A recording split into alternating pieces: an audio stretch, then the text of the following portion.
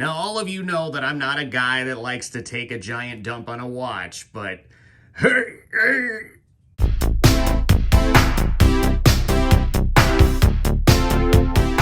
Oh!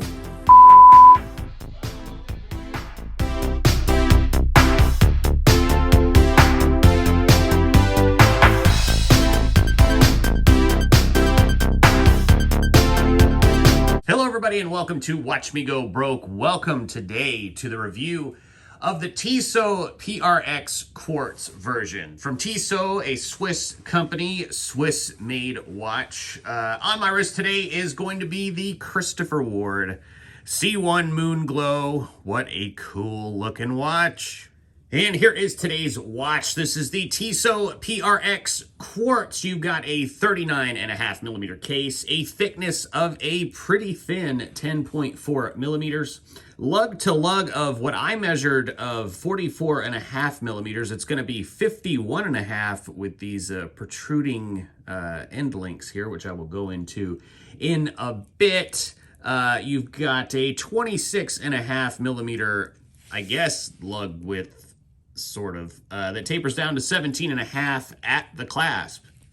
So before I really get into the meat and potatoes of this particular watch, let's all agree that I am going to start this watch. Let's agree that the minute hand is aligned, if you will agree with me there. The second hand, you know, pretty close to 12 o'clock. So let me go ahead and start the watch here. All right, so we've got her ticking there. So it is an all 316L stainless steel case, stainless steel bracelet as well. It is flat link, so it plays with the light very nicely. The bracelet is going to be just friction pins today, which I love friction pins, very easy to size. The clasp is going to be a laser etched Tissot 1853 butterfly clasp.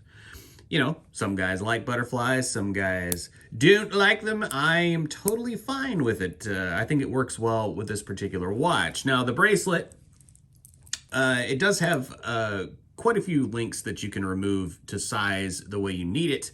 No micro adjustments, but you do get two half links here. So I feel like you're gonna probably get a pretty good fit with this watch, and it fits my 7.5 inch wrist pretty well. No problems in that regard. So zooming in on the dial, and it is a pretty good looking, I guess a dark navy blue sunburst dial. Just Tissot plain printing 1853 just below the 12 o'clock marker and just above the 6 o'clock marker. PRX, and that's it, other than Swiss made at the 6 o'clock position there. You do have a date window complication at the 3 o'clock position. The date window is just beveled. It's not framed like the Tissot Powermatic 80 PRX there. So yeah, you know, it looks okay. It looks pretty good. So it's just a push-pull crown today for your 100 meters of water resistance with this watch. So yeah, push-pull on 100 meters. Hamilton does it. They're all part of the same group. This is part of the Swatch group. I don't know. I'm not a huge fan of, you know, that kind of water resistance rating without a screw down crown or a screw down case back. And speaking of the case back, and there it is, you know, pretty plain, not a lot to look at there, but it is a snap-on case back. It's not screw down. So again, for your 100 meters of water resistance, you know, I'm not a huge fan of that. I personally would not go swimming with this watch, but I'm sure there are guys out there that will tell me in the comments, I swim with mine all the time and I don't have a problem. Well, that's great. Good for you. At this price, I don't think I'd risk it. So you'll also notice that the bracelet is integrated, and you do have the quick release little spring bars there, which are, for my sausage fingers, as you can see, it's a little hard to get in there to reach it. Not so much hard to take off as it is to put back on. So if you got fat sausage fingers like myself, you know, you're not going to really want to take this off. I'm sure they offer some leather or rubber options now that you can switch this watch out to, but for my money, I'm leaving it on the bracelet. So let's take a look at that dial again, and you will notice, okay, there you go. We're about to hit 12 on the seconds, but look at the hour hand, or the minute hand, I'm sorry. The minute hand is in the middle. It's in the middle of what the time should be. And that is one of my major drawbacks about this watch. Absolutely inexcusable that a Swiss-made watch at this price, you can't even tell the time. There's been several occasions of wearing this watch, and it does exactly that. And I don't know if it's 10:13 or 10:14 the time, and it happens all the way around the dial. It's very frustrating. You know, at this price of what it is on Amazon, I think is just about the cheapest I've found. That is outrageous. Absolutely outrageous that, you know, a watch's one job is to tell the time, and this doesn't do it. You'll also notice that the second hand doesn't hit the minute markers. I think it does like half the time, and half the time it doesn't. Also, really inexcusable. This watch is going to be powered by the ETA F06115 movement, which is a Swiss movement. And, you know, it does have a end of life battery indicator, so it's going to skip, you know, a few seconds to let you know the battery's about to die. And it does take a Renata 371 battery, so that's, you know, I guess all you need to know about that quartz movement. But yeah, oh boy, you know, we can't even get the accurate time on this.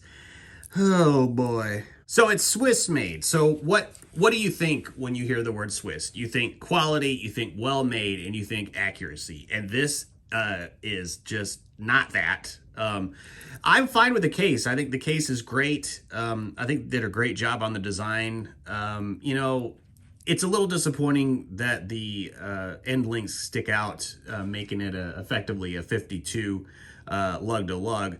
But that's kind of what it was like back in the day that they were making these watches. That this is, I guess, homaging an older version that they had. So I'm okay with that. And here it is out in the natural world on my 7.5-inch wrist. It is a good looking watch. I'm not going to dispute that fact. But the fact that it just can't even tell the time is just a deal breaker completely. Now, if this watch was $100 or $150, I'd say, okay, sure. Yeah, it looks great. I would pay that for this.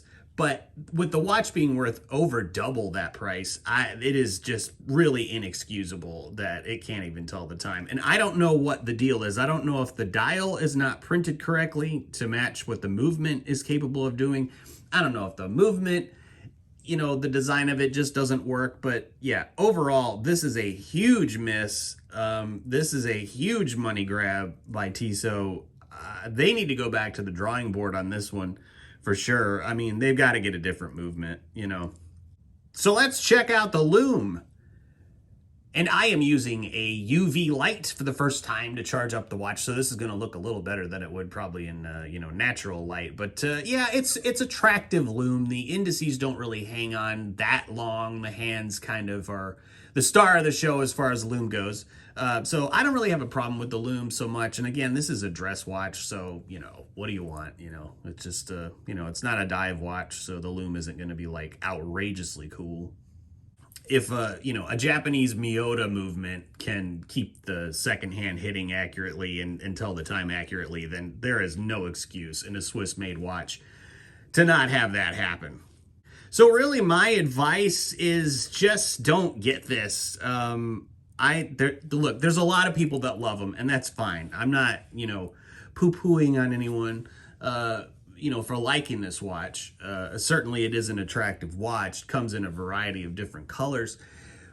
But I would save your money and get the PRX Powermatic 80. That's going to be an automatic watch. I know the Powermatic 80 movement. It's in Hamilton watches that I have. I really enjoy that movement.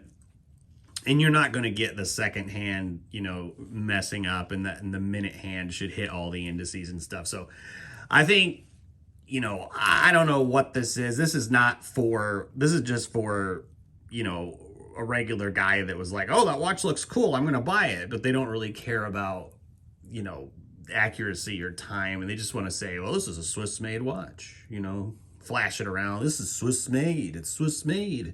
Yeah, Swiss made. I spent a lot of money on it. And yeah, it's awesome. I'm so cool because I have a Swiss made watch. Well, yeah, well, not really. Not with this one. So Yeah, guys, I mean, that's really all I have today. I'm sorry that I didn't like this watch. I'm kind of debating whether to mod it or not. I probably would just maybe sell it, even though I've never sold a watch. So I need to maybe look into that. Might sell it, but man, it would be cool because I like the case. So it'd be cool to mod it with something that actually can tell the time.